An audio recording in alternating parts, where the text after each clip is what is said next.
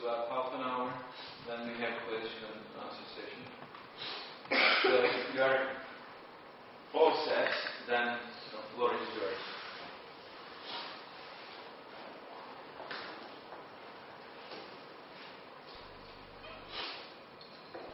Well, thank you. Actually, it's a little bit broader. I'm going to talk about alternatives, not just in Europe. Last time I think I made it clear what I thought needed to be done in Europe. European Central Bank should buy out big gasoline returns and embark on a fiscal stimulus. Now that we have that problem solved, we can move on. I want to thank you for inviting me. This has been very stimulating. I look forward to coming back. I think what I am talking about today, there's a bit of it in this book that came out in February of this year, but more of the analytical basis can be found in one that's coming out next year, also with Routledge. If you're ever tempted to publish a book with Routledge, don't. But at any rate, that one will be coming out through Routledge. And if anyone's interested in these at an affordable price, meaning nothing, I found out that I do not violate the conditions of my contract if I send a Word version, if I send a PDF of it. I plan to sell it actually myself. Right, well, that's right. I sent one month ago, and he's going to sell it. We have a recent arrangement at the division of spoils here. I say, if you want to know in a word in a sentence, what the message of this book is, I happened to see someone at Occupy Wall Street that summarized it extremely well. So, there are still Keynesians, and I didn't draw that sign. We demand aggregate demand, so I asked him to be the Keynesian, and he was from MIT, which I guess is not a likely place for Keynesians to originate from anymore. The problem that this is, I gave a talk on inflation last night. I said a great, ignore the top, I just want to refer to the Friedman quotation. This has become sort of the guiding principle of neoclassical macroeconomics, the idea that inflation is a monetary phenomenon, and it is the constraint on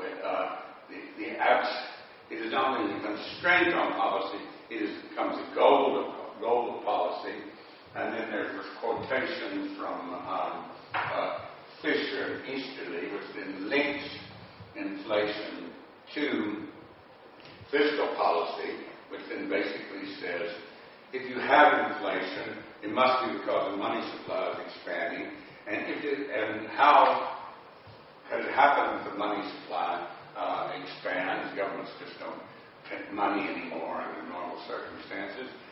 It's because they run deficits, and those deficits are monetized.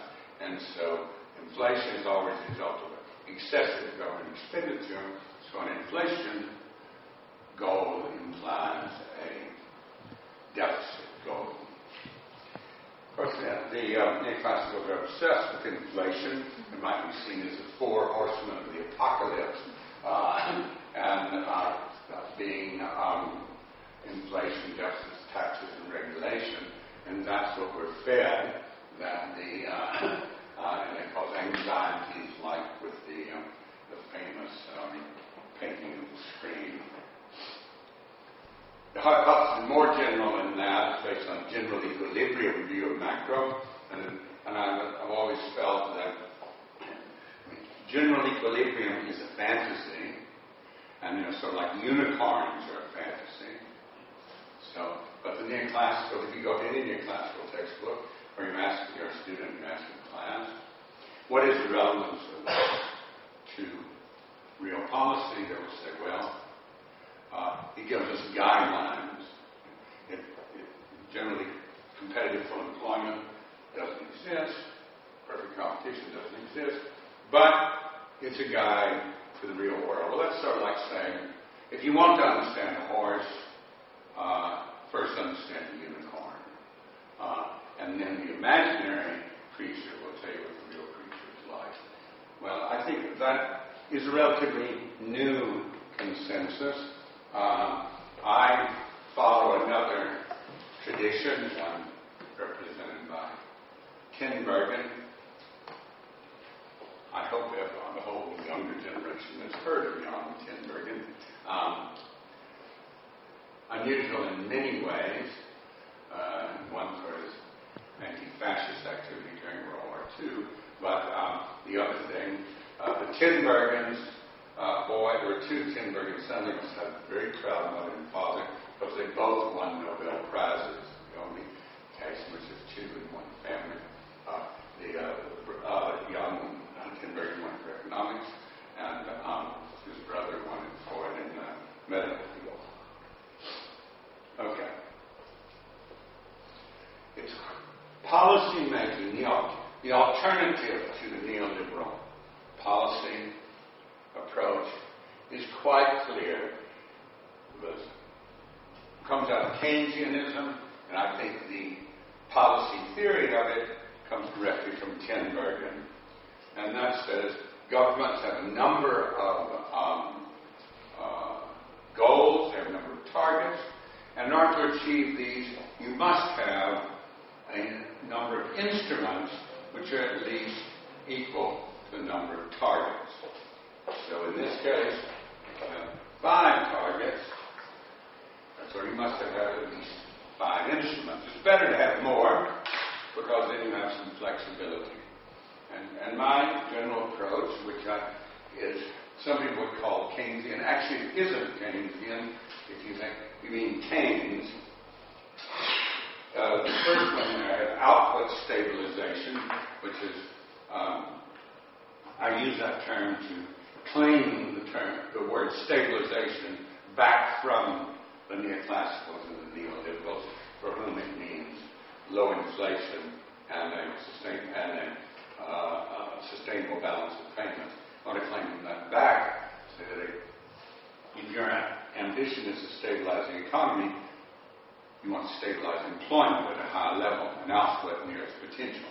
That seems to me to be the stabilization goal.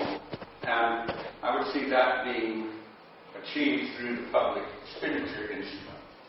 Keynes himself, as you know, if you read Keynes, thought that it should be done primarily through monetary policy, except under unusual circumstances, such as the liquidity trap. Then the external balance should be managed through the exchange rate. I'll run this in more detail. Income distribution is a question of the tax structure and the mix of taxes. Growth is achieved through a combination of public investment and the interest rates. That is very Keynesian. Keynes believed that the way to stimulate growth in the long run was to maintain low long-run interest rates, or as he put it in some way that wouldn't be so familiar to us now, the high asset prices and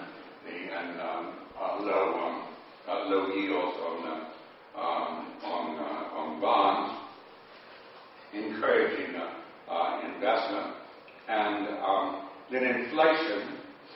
It's not by accident that inflation is the last rather than the first. It would be dealt with a number of instruments, because inflation is a very complex phenomenon. Inflation is not just a control of general price level, as I was saying last night in those girls' class. Particularly if we're talking about countries that fall into the category that the theoretical category of small, which I would say Turkey does. There's no important export that is so large that it would have a big impact on international prices. Same way for imports. So therefore, for trade purposes, it's a small country, and therefore its inflation is made up of three. Every country is, particularly if you're a small open economy, is made up of three components. Those tradables, whose prices are going to be heavily influenced by international prices. Prices that are determined by contract, such as rents, interest, installment, will be difficult to affect in the short run, difficult for the central bank, and then flexible prices. And so, in every country, in making policy and managing inflation, you have to think about who will be affected by your monetary policy when most of it, in the short run, is only going to hit the flexible prices. So will that be the poor? Will that be distribution neutral? Will it be the well-to-do? Or what? Okay. I would say the basic policy, the basic neoliberal policy position is low inflation, low deficits, neutral macro policy, floating exchange rate, monetary policy aimed at inflation. I don't want to labor the point, but it should be obvious that if you take that position, you have no instruments left. Right? If your position on fiscal policy is you ought to have you have a deficit target, whatever it is, 3%, whatever, then government expenditure is becoming endogenous. If you float the exchange rate, well, you can forget about manipulating that if you're sincere about floating it, which of course no one is. And with regard to monetary policy, its only role is deflationary, working on price levels. Okay, I would say that the alternative to that, the progressive alternative to that, is that the short and medium-term purpose of macro policy is full employment with a sustainable balance of payments when growth is sufficient to achieve that. And what that sort of awkward English sentence means is full employment is your goal. You have to have a sustainable balance of payments to go with that, or you're always doing what the British used to call stop-go policies. Because if you don't have a sustainable balance of payments, you're always going to have to rein in demand, pull back on demand to try to reduce imports. So the sustainable balance of payments is, I would say, the real, of a small open economy, the real constraint on full employment. And the price level becomes a contextual constraint. And what I mean by that is that it is wrong to probably any inflation, binding inflation target is a bad idea. But if you are going to have one, you have to be nuanced about it. You want to take out the tradables. For example, petroleum. The price of petroleum goes up. Why should a government try to counter the inflation if the price of petroleum goes up? Because you can't affect the world price of petroleum. So all you're going to do, if you are successful, if as last year in Europe in the early part of 2010, you had an inflation hitting on the country about 3 to 5%, caused by rises in the price of petroleum. If someone were crazy enough to try to bring that down, he would not bring the price of petroleum down, he would bring the price of everything else down. Well, that would be a very serious, if I can use the neoclassical term, distortion in the economy. And income and wealth distribution are long-term constraints. That That is to say, they aren't long-term in the sense that you only do something about them in the long term. They're long-term in the sense that they are not susceptible to very quick corrections, because in a market economy, you have a dynamic production system which is always altering the structure of production, is always altering the income distribution. So you must continually have policies to watch that. Now I'm going to go to a simple Tinbergen short-run policy model. I'll explain it in words. I think everybody's an economist, but some of you may not be so good at algebra or figure. It's a bunch of rubbish anyway. Joan Robinson famously said, "I never learned math, so I had to learn how to think." That's a bit extreme, I believe, particularly if you read her Accumulation of Capital, which could certainly be used as a little bit of algebra to help you understand what's going on. So I'll explain it in words. Basically, changes in aggregate demand are equal to the four components of autonomous expenditure: government expenditure, exports, investment, imports. Because you have now imports induce, but they also have an exchange rate component. So I'm competing. With the singing and so on. Hard enough for me to organize my thoughts anyway. So investment in this way, I'm making it very simple. This is basically investment share in GNP, government expenditure, government expenditure in GNP, the share of exports in GNP, and here minus imports. I'm using Z for imports because in the larger model I use M for money and N for employment. Okay. And so it goes ahead to 1. We've got imports in there because it has an autonomous component, a semi-autonomous component, which is a function of the interest rate. Now,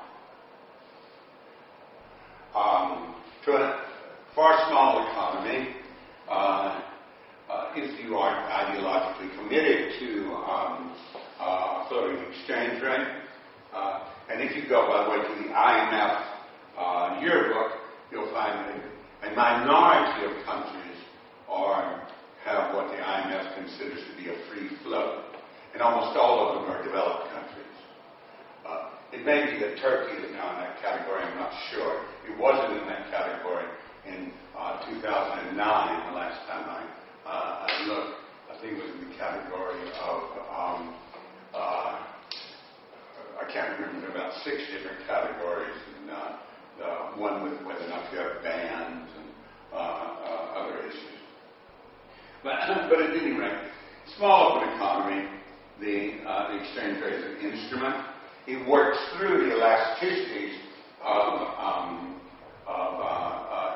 import supply and export supply and import demand, and so the rate of change of exports is rate of change of that's basically external demand, autonomous component, and the elasticity comes the exchange rate, and same for imports, only it's negative.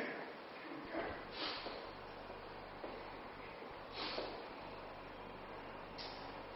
Now, what I do next is that we're really interested in the real exchange rate. We might say if my old model has any sort of contribution, it's recognition that when a country devalues, when there's a depreciation or devaluation of the currency, that has an inflationary effect, a domestic inflationary effect, determined in the simplest case by the pass-through effect, which would be equal to the marginal propensity to import, which I'm assuming is equal to the average propensity to import. Therefore, when you nominally devalue, your real devaluation will always be less. The more open the economy, the larger will be the difference between a nominal devaluation and a real devaluation. Another effect, which I've dealt with in a more expanded version of this, but I'm not looking at monetary policy. But the other effect, of course, is that the devaluation, through its inflationary effect, its price level effect on tradable commodities, that reduces the real money supply. So that's, as monetarists pointed out a long time ago, but it was never appreciated in the Mundell-Fleming model. So your devaluation has a mixed effect. And, on the one hand, it is increasing real demand. On the other hand, it's decreasing real money supply. And this last line, combined the two, so the combined elasticity of the two is what the Marshall-Lerner condition refers to. If that is being so where these are refer to quantity changes, actually the Marshall-Lerner condition is greater than zero. If the sum of those two is greater than zero, then an evaluation is expansionary. Okay. Let me explain my. I'll now explain my argument. If algebra appeals to you, you can watch it. The Turkish government is looking at a situation in which next year there's probably going to be a major recession in the European Union as a whole, and certainly in the Eurozone. That is going to have a dramatic effect on Turkish imports. So there will be Turkish exports. There will be an export shock. That export shock, other things equal, will lead to a decline in the rate of growth and perhaps a decline in output altogether. Now, how do you deal with that? How does the government deal with it? Well, the neoliberal argument is you don't deal with that. What you do is you watch the deficit, tight monetary policy, and you hope for the best. Hope that if you keep the deficit from getting too large, the investors will maintain their confidence. The investors will maintain their confidence, and that the economy will correct itself. Well, I mean, if you believe in fairy tales, and myths, then that may appeal to you. But I think in an economy which is strongly export-driven, I think that's relatively unlikely. So the alternative is somehow you have to make up for the fall of external demand. And since private investment is probably going to be linked to that external demand, you're going to probably have a double problem of falling private investment and declining export demand. Now, if you're fortunate, because the investments have a long gestation period, that the decline in investment will be relatively small. But you might not be lucky. From 2009 to 2010, in the United Kingdom, private investment declined by 75%. It went from about £800 billion to about £20 billion in the course of a year. So you hope that won't happen, but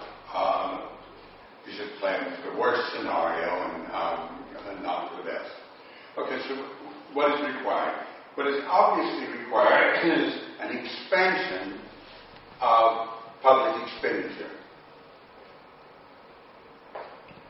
Now, this faces a problem in the context of contracting external demand. Because with the contracting external demand is going to, the impact of it will be, no matter what else you do, to reduce your to generate trade deficit. I'll finish it quickly. And reduce your trade deficit.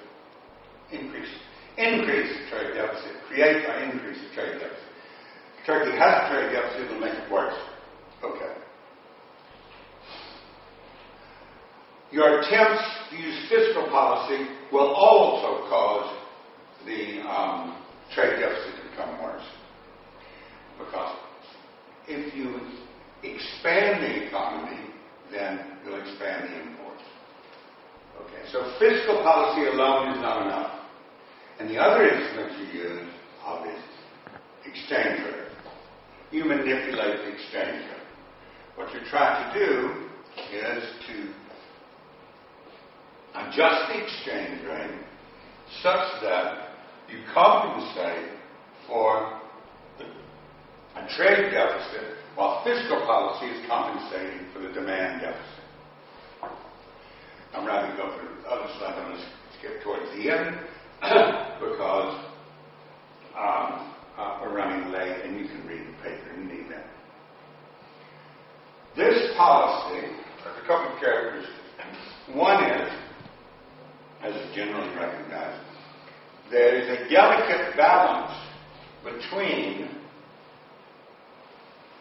the devaluation required, so we're talking about devaluation, actual active manipulation of exchange rate, devaluation required, and its inflationary impact. Okay. If you have a very open economy, take like many underdeveloped countries, I recently worked in Zambia, where the marginal currency import is about 0.4. In that case, if you need a large devaluation, you can set off an inflationary process that may be out of your control. So let's do it as much as you can. What you would like to do is to have most of the burden of the adjustment fall on your fiscal policy so you can minimize the inflationary impact of the exchange rate. Now, second characteristic of this policy is if you are a country which is so you're not in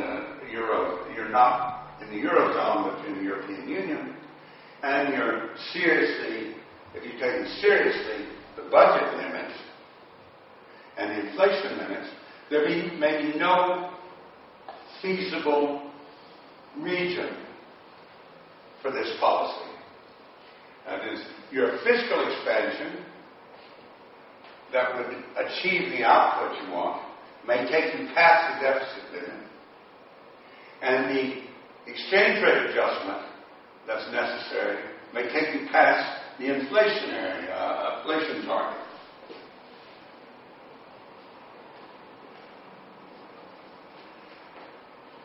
This is a very practical problem for our countries' governments that face the IMF. The IMF is notorious, I'm going to examples if you want, for setting outcome conditionalities that leave government almost no policy space. Third, common currency countries never have enough instruments to deal to achieve output stabilization. They just have to hope that the big country in their common currency unit will follow an enlightened policy.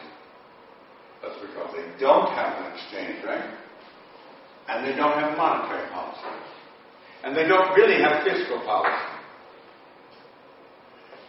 or their fiscal policy is very constrained. Okay, last point is my advice to Turkey and to any country that until we have a global Keynesian consensus, one, you ought to stay out of the woods, let us stay out of Bretton Woods. Don't go to the IMF. Don't go to the World Bank, for Turkey is beyond that. And second, don't be seduced by the allure of common currency regions.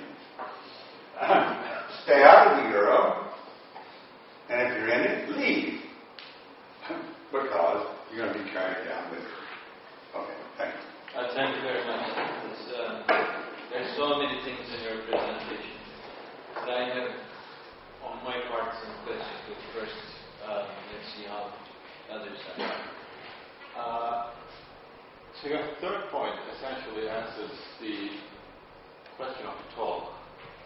There is no alternative to neoliberal austerity policy. If you're in the eurozone, you're at it. Your only hope is to convince German government to change its policy. I don't think it. Well, they're going to have elections someday. Maybe. What can you do? That's an easy political view. Hope for the best. I suppose with the global Keynesian consensus, you mean the Timberman. I mean that plus another thing, if I can briefly say anything on. At Bretton Woods, Keynes suggested that the International Monetary Fund ought to be organized on the principle that surplus countries had to adjust. Right. So there would be a penalty for running a surplus. I think he proposed a tax that you would go into the IMF fund. And that idea was that then the surplus country would import more, and the deficit countries would export more, and only those deficit countries which didn't respond to this would be required to adjust in some way. So I think that would be essential to a global Keynesian. So my question would be, in a way, okay, this is when you compare it with the Bretton Woods era from 1940s to 1970s, when you had some sort of a global Keynesian consensus, except this, maybe a few other things, and then you run into the 1970s stagnation, which essentially creates a switch to the neoliberal regime. So, how do you see the contradictions of this type of a Keynesian consensus? I mean, is it sustainable in the long run? I mean, okay, in the short run, we can deal with it, but doesn't it also create not the same type of crisis, but a different type of crisis at the end? Well, I think that this is back to this, of course, is the big question that all Keynesians are trying to answer, because both from the left, from the Marxist left, there's quite a dislike of Keynesianism, as well as neoliberalism. Like a very good friend of mine, a very good Marxist economist, very good economist, Simon Mon says Keynesianism is over. Keynesianism required a world of fixed exchange rates and the regulated capital accounts and a whole number of things which don't exist now, so it's not possible. And of course, on the right, you have the whole thing about deficits and things such as that. And so low have Keynesian fortunes dropped that now people argue about whether the multipliers are significantly different from one. Krugman wrote something like this on his blog. Okay, my answer is this. It's pretty clear that the neutral policy regime, balanced budgets and independent central banks and floating exchange rates, this is not getting us anywhere. it's also clear that a few countries have used expansionary fiscal policy with some success. China is the most obvious one, but also Korea and Brazil. And there are certainly constraints on that. In order for it to be successful, you cannot begin it with if you begin it with a balance of payments problem, it's going to be a failure. So you have to have a relatively strong, at least not a weak balance of payments position. And you have to have a fairly flexible external sector in the sense that it responds to an evaluation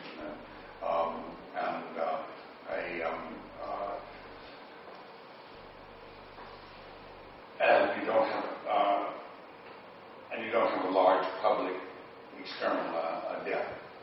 So I would say that I think you can design a feasible one, but it very much depends on the characteristics of the country. I don't think every government can follow it, but there are a few things that every government can do. It can be more active in the use of the exchange rate rather than letting it just float. Introduce capital controls, which then gives you some control over your external account. They can be what are called, or so-called market-based capital controls, if you want to. But begin to introduce some restrictions or regulations which give you some policy flexibility. The problem is, it is certainly true, unless you're a very large country, the United States, it is Keynesianism in a deregulated economy is not going to be effective. Okay. John, there are a couple of things. I want to ask one thing. I want to ask you to clarify something. You've been using this interchangeably, using Turkey as an example, I guess, because we are Turkey. And there could be any other country like Turkey. And the other thing is, they're using European Union as a place to test your hypothesis. Don't you think we need to treat these two cases in total different framework? Yeah. Well, I think quite clarify that. The reason I choose Turkey is that in order for an expansion, I would call it a progressive policy, active policy management, active fiscal policy, that requires that you have an exchange rate, you have your own currency, you have your own central bank, and you be prepared to, and you don't have any restrictions on your ability to adjust that currency, and you have control over your fiscal decisions. So Turkey fits in pretty well there, because when you might say the European Union is the exact opposite. The Turkish and Greek economies are quite different. For one reason, one's it was a lot bigger than the other, but maybe Turkey and Italy might be more relevant to that comparison. The Italians have a real problem. They have no currency, they can't devalue. So they are faced with only one way to become more export competitive, and that is to drive down income, drive down wages. But since the Germans are not going to allow Germany to have substantial inflation, that means that Italy is actually going to have real deflation. So that is the sense in which they're extremes. But I can give an example. Whereas I developed this model in quite a different context, and that was in the context of an small African country, Sierra Leone. and I have a published article that deals with the Sierra Leone case. I was invited by the finance minister. He hadn't read a book I wrote in Sierra Leone 25 years ago. And so he said, it was in 2009, we want you to design a recovery program that allows us to compensate for our export fall, which was about the decline in export earnings of about 10%, which we do. So they were in a strong position of having, they had a relatively strong balance of payments position because of foreign aid, almost overwhelming, because foreign aid was 7% of GNP. But in effect, they were accumulating reserves. So this is what I came to meet Zach. I recommended a devaluation of about 15% and a fiscal expansion of a little over 1% of GNP. Well, to my, I was astounded that they did it. Pretty much that actually the nominal devaluation was about 18%. And that was necessary, more or less the real devaluation that I thought was necessary, that the minister thought was necessary too. And the fiscal expansion was funded by the World Bank, the World Bank's credit, and the economy recovered, pretty much like we predicted. So I began to think that maybe, and also the trade surplus narrowed as a result of the devaluation. It also, the balance of payments improved because remittances increased. Whether that was a result of the devaluation was just fortuitous, associated with the recovery of the economy, I'm not sure. But at any rate, I began to think, if it works for this, one of the poorest countries in the world, with almost no policy implementation capacity, as the Minister of Finance said, I studied economics at Harvard, but despite that, I'm a Keynesian. So he was very knowledgeable, and the legal Ministry of Finance were, but that pretty much ended there. I said, this should be able to do it in other places too. And so then I began to generalize it. Well, thank you very much for the clarification. Basically, we're saying this model can be validated in a sovereign country case, whereas in the European Union may have different implications in which alternatives to austerity measures may be exhausted and everybody knows how they do it. I would say if you're in the European Union and you're not in the Eurozone, you should just repudiate. The government should just repudiate the Maastricht criteria and all of that, because nobody else is obeying it anyway. So you should just act like you're not obeying it. I'm going to add to this. I think maybe you are totally respect. I agree with you in many cases with totally respect.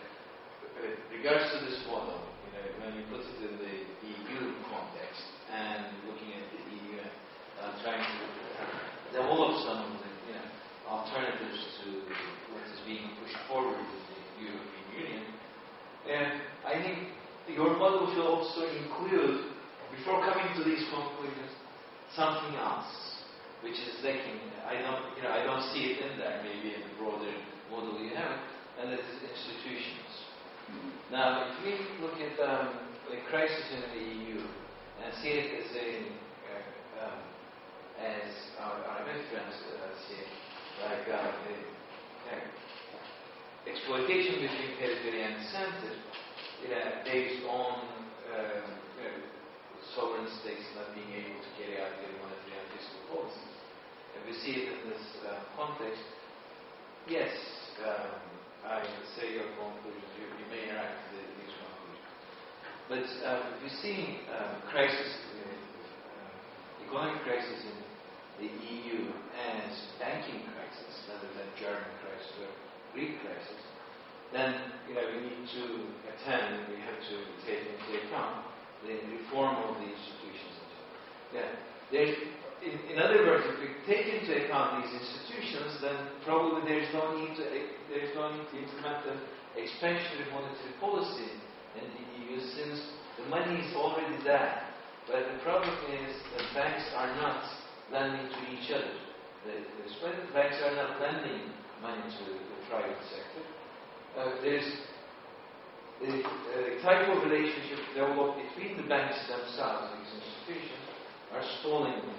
So, in order to, maybe pump private system, we may need some expansion of euro, pumping in some money, or bringing in the IMF. But the main question then would be reforming the banking sector, making us these regulations that would re-establish confidence in the credit markets. That may work. If it doesn't, then we end up with your. Well, I see what you're saying, but I think because in another context, I've been involved in Britain, and there's a group of us that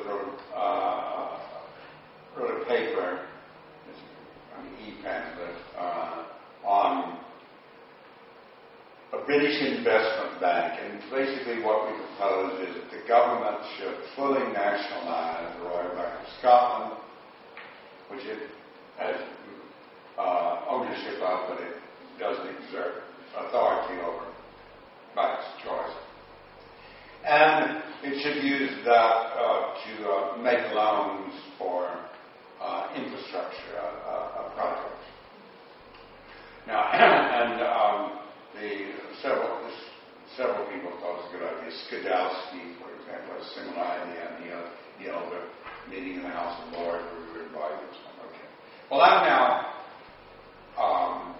think there should be an investment bank, but I agree with you in part, but not in total. I think that the only way to effectively reform them, if the purpose of the reform is so that the financial system plays an active role in promoting finance, the only way to do it is to nationalize it.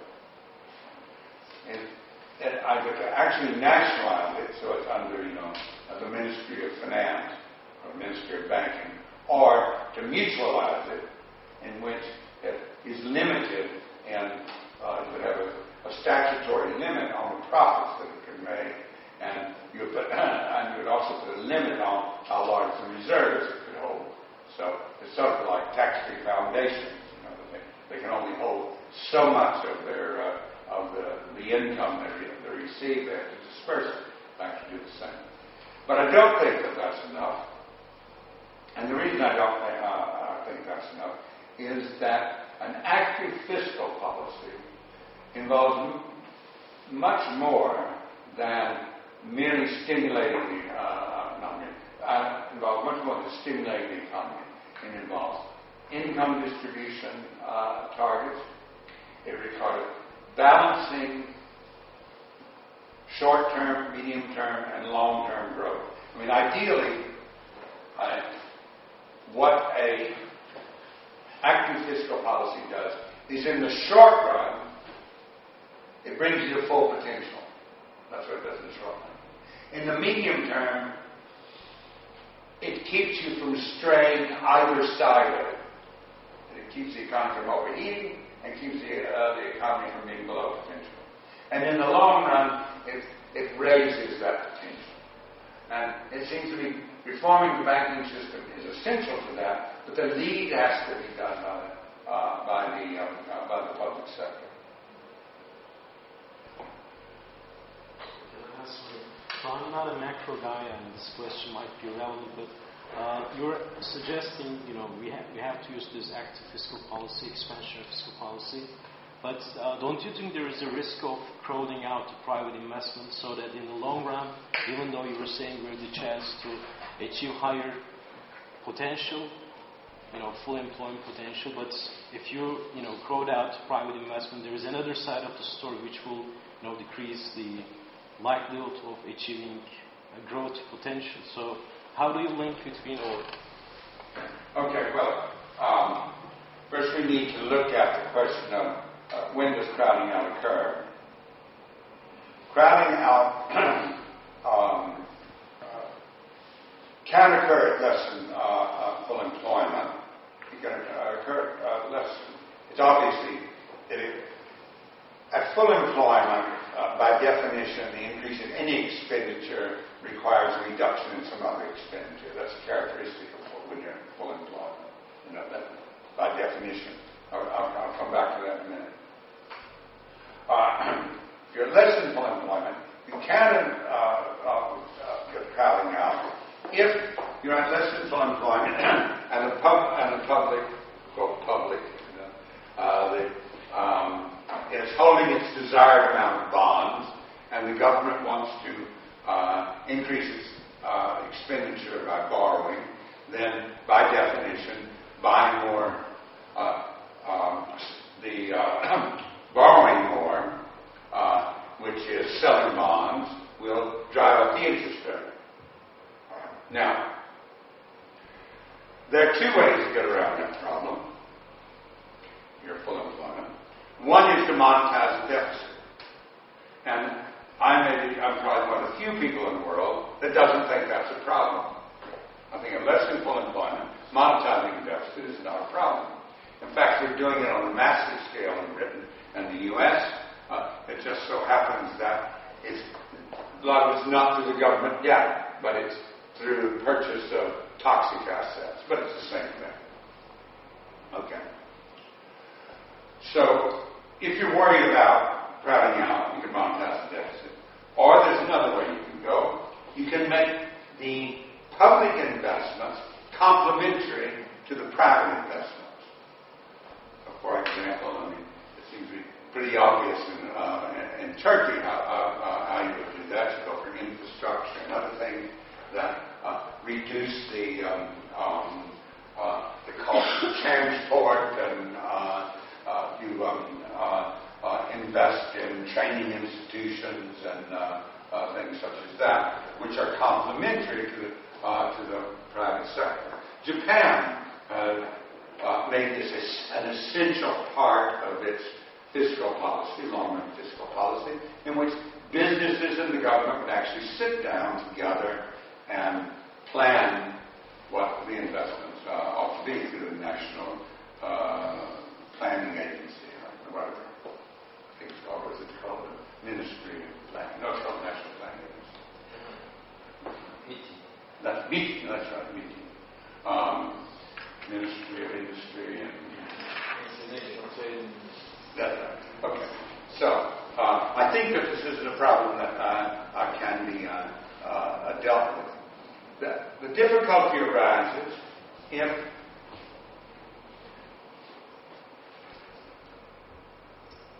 crowding out becomes a potentially serious problem if you are borrowing for the purpose of current expenditure.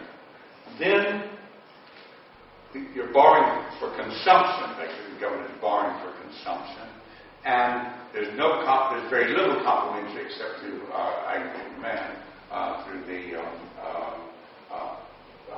to the private sector. Having said all of that, in the current situation, there's absolutely no danger of that. Take the British case. I have this web page where when I have some silly idea, that's a nice thing about web pages. You have some silly idea, you can write it out, and there you have a few other crazy people that read it.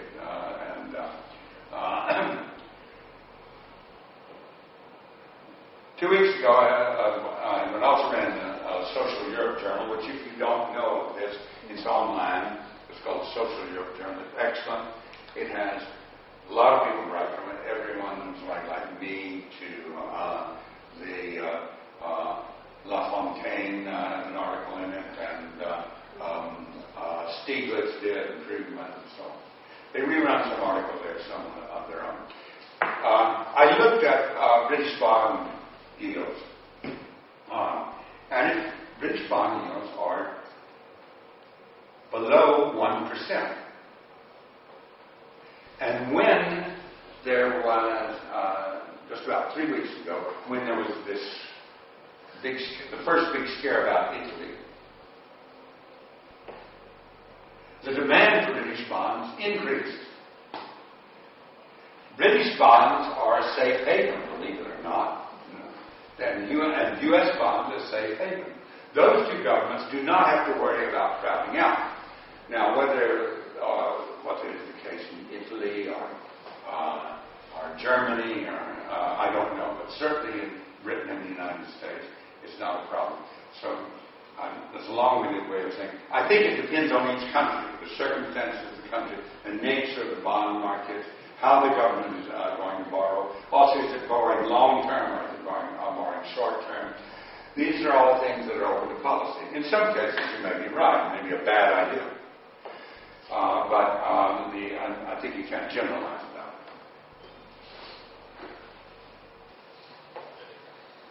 Well, your first question reminds me from an assignment I was given in graduate school during the Asian crisis, the Asian financial crisis in 1997-98. There was this case of Malaysia, which rescued itself from the crisis by fixing the exchange rate and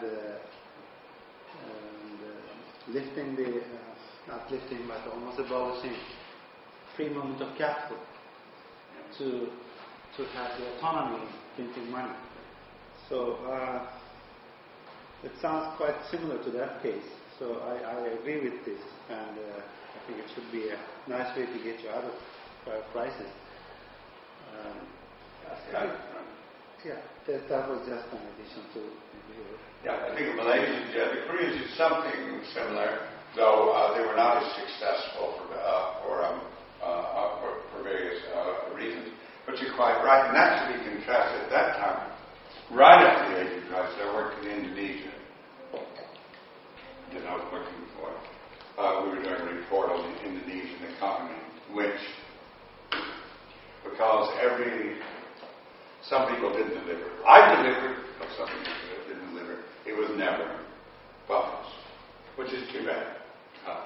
Because it is a case, extraordinary case in point. I wrote an article about 10 years ago. While the Malaysians were fixing the exchange rate and introducing capital controls, the Indonesian government took IMF advice and told them to remain open and use the central bank rate to stabilize the currency as the devaluation began to occur. Over a period of 4 months, the nominal central bank rate went from 7% before the crisis hit, I do not exaggerate, to 187. 187. Interest rate of a central bank rate of 187%. Needless to say, it did not stop the drop of the currency, or they wouldn't have gone to 187. The problem with using that instrument is, I think, I don't know about Turkey in the 1990s, is as you raise, if you use the interest rate instrument to try to stabilize your economy when you have essentially an external shock, you run the danger of bankrupting all of your companies, because they're going to be struck by a double blow. One is the rising interest rate will increase the cost of managing their domestic currency debt, and the depreciating exchange rate will make their foreign debt unmanageable. And that's exactly what happened in Indonesia. And the manufacturing sector was wiped out. The economy declined by over 30%. It's quite extraordinary. For there not being a war. So I felt there should be something, even though it much bigger economy in Malaysia, but I think they were in a position to follow Malaysia's lead. Do you want? Is this a follow-up? Not actually. No, because okay, and then it's What do you think of the latest Franco-German suggestion, or the Franco-German agreement on extra harsh measures? Okay. I was talking about this in my class today. I think you were in one of their talks, I can refer to that.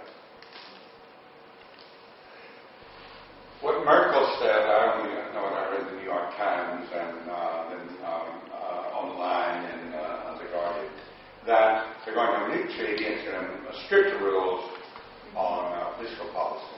This will make things worse. The reason it'll make things worse is that the problem, in my opinion, is not essentially a fiscal problem. It is a trade problem. It is a problem that Germany is running the world's second largest trade surplus, and almost all of that trade surplus is coming from the so-called pigs: Portugal, Italy, Greece, and Spain. It's extraordinary if you look at the numbers. I showed that in my last talk. Since 2000, when all of the Euro countries were just about at right around a balanced current account, Germany had a slight deficit. Greece had the biggest deficit. But most of the countries were right around balance, just maybe 10, 15 billion dollars away from it, above or below. Next 7 years until you hit the crisis, we really can't. After 2007, during the new conditions, in those next 7 years, Germany goes to a trade current account surplus of over 200 billion. Okay. About the complementary relation between the public and private investment. At the very early stages of development, probably this may be relevant. Government can invest in public infrastructure, but with towards maturity of the economy, I'm not yet convinced how developing countries can actually make use of this. And is it really relevant? You mean crowding, so-called crowding? Yeah, and maybe something related to this. Financing of this. You mentioned Japan, but Japan had a second budget for public investment, and they could easily exploit the postal savings system for this purpose. But not every country is lucky like Japan. Yeah. It's true, and you have tiny Singapore with a similar system that channels the pension funds into the private sector. Okay.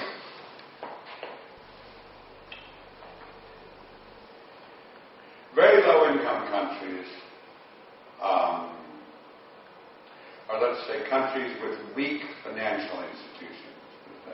And by weak, I mean, I don't mean, governance and oversight. I mean, narrow bond market. That's the most important thing. Many of the low-income countries don't even issue government bonds. Even all of them are currency zones, CFA countries in Africa. They can't issue bonds. But even in Asia, the lower-income countries don't issue bonds in Central Asia as well. Okay. Then, if I can shift the question slightly, there's a very serious crowding out problem, and it occurs in the following way.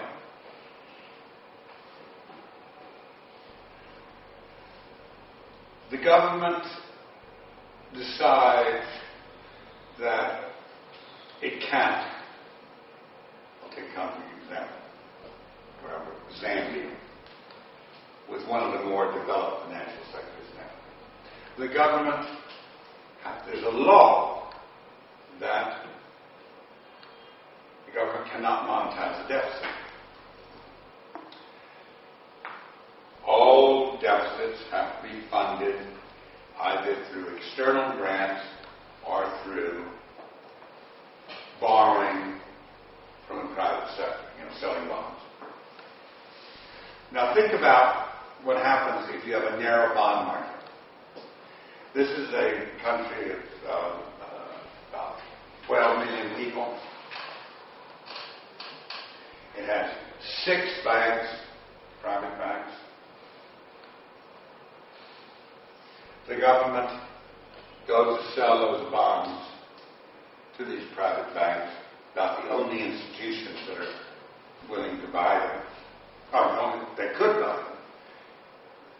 Those banks, they don't want the bonds. If they want bonds, they would buy U.S. bonds, they would buy British bonds, or Euro bonds. They wouldn't buy Bank of Zambia bonds.